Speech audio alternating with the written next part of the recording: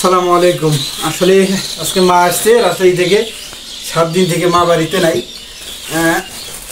মেয়ের বাসায় ছিল, আজকে আসলো। তো আজকে আমাদের জন্য কি নিয়ে আসছে, রাজশাহীতে যে 7 দিন ছিল, 7 দিন থাকার পর আমাদের জন্য কি নিয়ে আসছে আজকে আমি আপনাদের দেখাবো। তো ওয়েট করুন, আপনারা ভিডিওটা না টেনে পুরোটাই দেখে রাখুন। আমার মনে হচ্ছে এটা আম হবে, কারণ এখন বর্তমান আমের সিজন চলতেছে, আর রাজশাহী তো আম দিয়ে বিখ্যাত, এটা তো আমরা জানি। তারপরেও না দেখে কিছু বলা যাচ্ছে না, আসলে চোখে না দেখলে তো কোনো কিছু বলা যায় না। তাই আগে খুলি, দেখি এর মধ্যে কি আছে, এবং আপনারাও দেখেন। কাশিটা দাও, কাশিটা। সত্যি কি দেখবেন আপনারা? তাহলে ভিডিওটা না টেনে সম্পূর্ণ দেখতে থাকেন।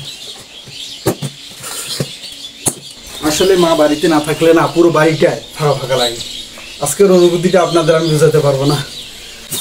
সবচেয়ে বেশি ভালো লাগতেছে যে মা আসছে।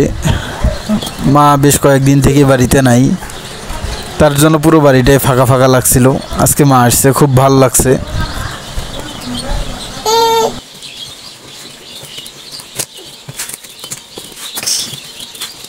মাশাআল্লাহ মাশাআল্লাহ মাশাআল্লাহ, আম আপনাদের আমি বলছিলাম না যে আম হবে।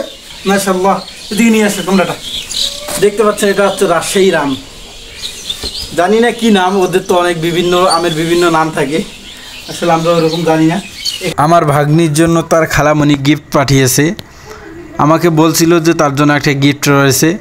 এখন আমরা দেখব যে আসলে কি গিফটটা পাঠিয়েছে। না খোলা পর্যন্ত আমিও বলতে পারছি না, তো আপনারা একটু অপেক্ষা করেন। এই তো শেষের দিকে একটা ওয়ালমেট দেখা যাচ্ছে, এখানে লেখা আছে রাফা, আশলিয়ান ভার্জিন রাফা তার খালামণি গিফট পাঠিয়েছে তার জন্য।